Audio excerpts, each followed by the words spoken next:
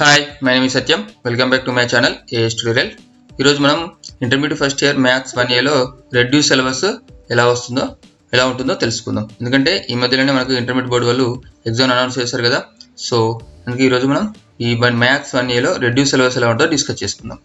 ఇందులో first chapter తీసుకుంటే functions ఉంటుంది. సో ఇందులో ఈ 1.0 1.1 ఉంచారు. 1.2 inverse functions and theorems delete చేశారు. ఈ థీరమ్స్ నుండి మనకి 7 మార్క్స్ వచ్చే క్వశ్చన్ ఉండే అది రిమూవ్ చేశారు.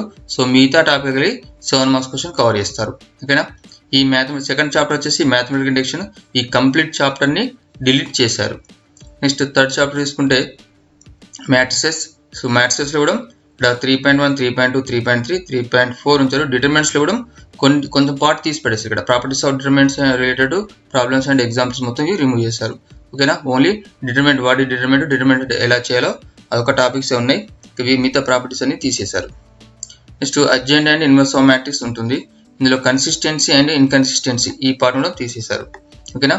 ఈ సొల్యూషన్స్ ఆఫ్ సైమల్టేనియస్ ఈక్వేషన్స్లో వీని సాల్వ్ చేయడానికి 3 మెథడ్స్ ఉంటాయి. ఒకటి Cramer's method, matrix inverse method, Gauss Jordan method. So ఇందులో ఆ రెండు ఉంచారు. ఈ గాస్ జార్డాన్ మెథడ్ ఒకటి డిలీట్ చేశారు. అంటే మనం Cramer's method and matrix inverse method మనం కంపల్సరీ ప్రిపేర్ కావాలి.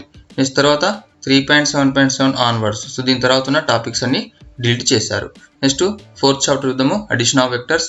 సో అడిషన్ ఆఫ్ వెక్టర్స్లో సో ఏ పార్ట్ని కూడా రిమూవ్ చేయలేదు, అన్ని పార్ట్స్ ఉన్నాయి. ఓకేనా. నెక్స్ట్ ప్రొడక్ట్ ఆఫ్ వెక్టర్స్లో లాస్ట్ పార్ట్స్ కూడా 5.11 5.12 ఉన్నాయి కదా. సో ఈ పార్ట్స్ని డిలీట్ చేస్తారు. సో మిగతావన్నీ ఉంటాయి. ఓకేనా. నెక్స్ట్ 6th చాప్టర్కి వెళ్ళిపోతే trigonometric ratios up to transformations. So ఇందులో కూడా ఏ పార్ట్ని రిమూవ్ చేయలేదు. ఓకేనా. సో ఇందులో మొత్తం పోర్షన్ ఉంటుంది 6th చాప్టర్ వరకు. Next 7th chapter trigonometric equations. ఈ మొత్తం కంప్లీట్ చాప్టర్ని డిలీట్ చేస్తారు.